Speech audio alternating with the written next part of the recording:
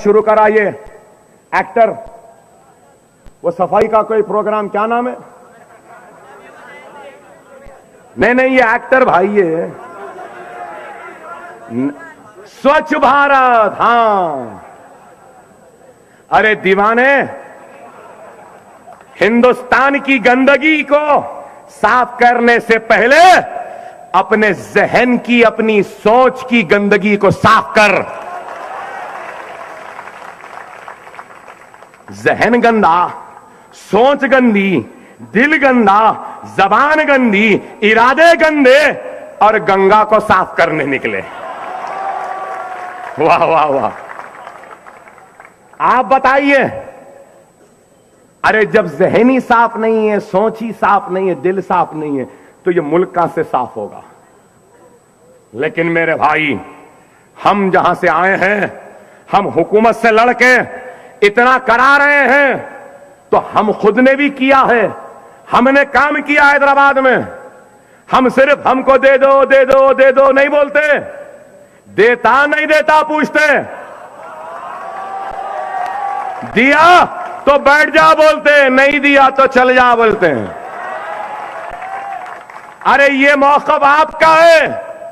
हमारा खुद का मेडिकल कॉलेज है, इंजीनियरिंग कॉलेज है, एमबीए कॉलेज है, एमसीए कॉलेज है, आर्किटेक्चर कॉलेज है, हॉस्पिटल मैनेजमेंट कॉलेज है, नर्सिंग कॉलेज है, बीएससी नर्सिंग कॉलेज है, कॉलेज ऑफ एएनएम है, कॉलेज ऑफ नर्सिंग है, हमारे पास बी फार्मेसी कॉलेज है, डी फार्मेसी है, फार्मा डी कॉलेज है, और उसके बाद दो बड़े बड़े दवाखाने हैं। एक दवाखाना 1800 बिस्तर का, दूसरा दवाखाना 2200 बिस्तर का दवाखाना है।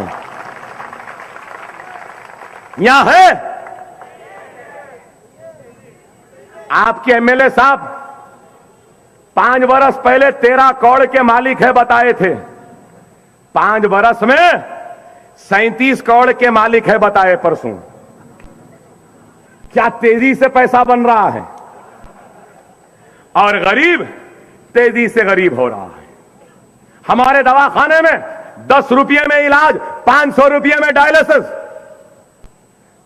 500 रुपये में जदगी, 1200 रुपये में सिजेरियन में जदगी, 10 रुपये बेड चार्जेस, 20 रुपये में ब्लड कल्चर, 50 रुपये में पूरा एक्सरे, ओपन हार्ट सर्जरी 70,000 में, दिमाग खोल के, सर खोल के ऑपरेशन करे तो 90,000 में। और 10 रुपए का कार्ड एक वक्त बना लो, 3 महीने तक चलता, चाहे 100 मरतबा आ जाओ। तो हम काम कर रहे हैं ना, उसी काम को मुंबई में करने के लिए आए हैं।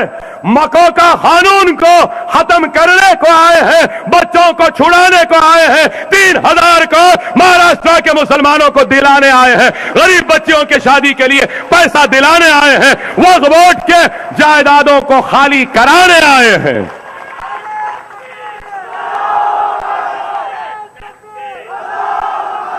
आपको और एक बात बोलता हूं, पुलिस कई के वास्ते होती, कानून के लिए। सही है ना भाई? पुलिस वाले खड़े हैं, कानून तोड़ा तो पकड़ने को, डाका डाला तो पकड़ने के लिए, चोरी करे तो पकड़ने के लिए, किसी के घर को कब्जा कर लिए, लैंड ग्रैब कर लिए, तो भी पकड़ने के लिए पुलिस होती। सही है ना? सही है ना? मगर मुंबई की पुलिस, वाह वाह वाह, क्या पुलिस है! सुभान अल्लाह, माशाअल्लाह, क्या पुलिस है! मुंबई पुलिस कमिश्नर का जो दफ्तर है, कोतवाली का जो दफ्तर है, पुलिस कमिश्नर साहब जहां बैठते हैं, वो मुसलमानों के औकाफ की जमीन है। वो भी मालूम था आपको या नहीं? वो भी नहीं मालूम? अरे कितना अंधेरे में रखे ये लोग आपको।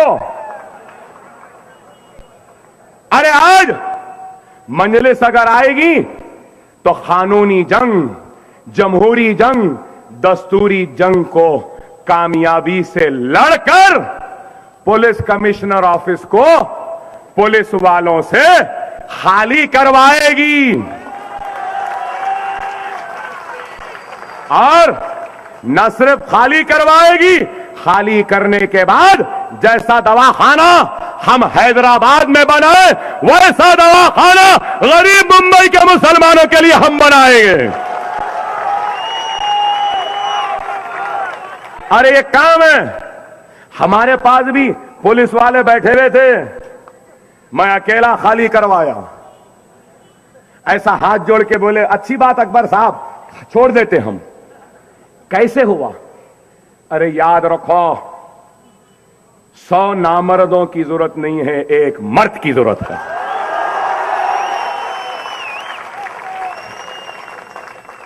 खुदा के लिए क्वांटिटी पे मत जाओ, क्वालिटी पे जाओ। क्वालिटी मजलिस है।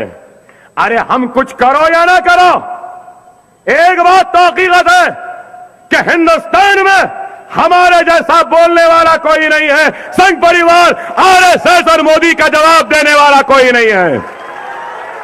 राम का खून कहने वाला राम का नहीं, आदम अलैहिस्सलाम का खून हमारे में है।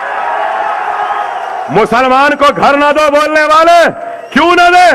घर हमको क्यों ना दे? हम खूबसूरत है बोल के नहीं देना, हम गोरे हैं बोल के नहीं देना, हम अच्छे हैं बोल के नहीं देना, हम ताकतवर है बोल के नहीं देना, हम काले है बोल के नहीं देना, या हम खराब है बोल के नहीं देना, या फिर मैं नहीं बोला कुछ भी, मैं नहीं बोला कुछ भी, समझ गए ना? इतना डर, इतना डर। आप बताइए, लव जिहाद, लव जिहाद, अरे कैका लव? जिहाद मुकद्दस चीज, लव अलग है। लव से जिहाद का क्या ताल्लुक? अच्छा हुआ योगी आदित्यनाथ, नरेंद्र मोदी, परवीन तोगाड़िया, तू इस अकबर के दौर में है। नहीं मालूम? अगर अकबर आजम के दौर में होते तो राजपूतों की आन बान शान जोधाबाई को यह मलिका हिंदुस्तान भी नहीं बनने देते थे।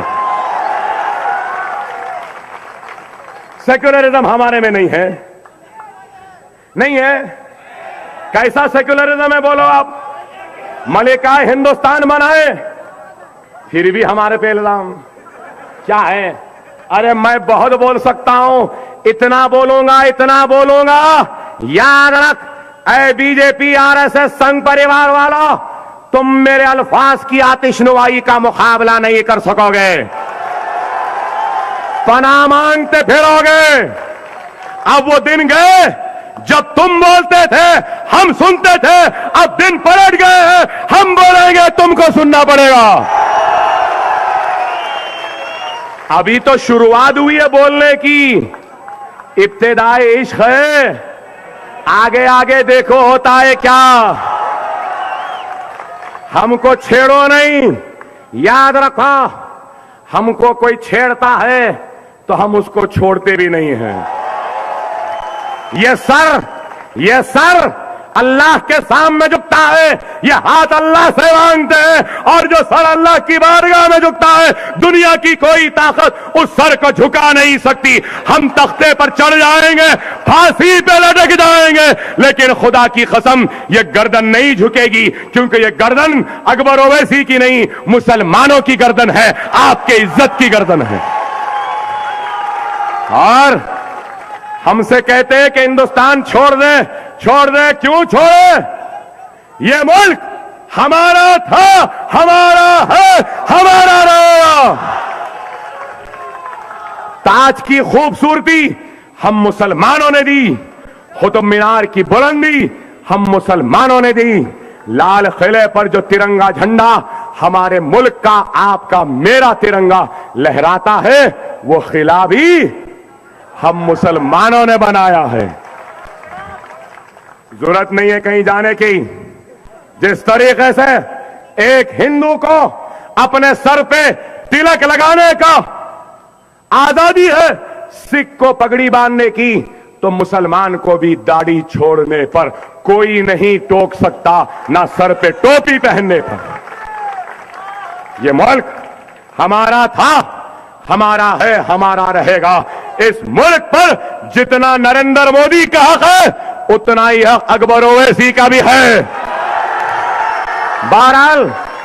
बहरहाल मुनज़्ज़म रहिए, मुत्तहिद रहिए।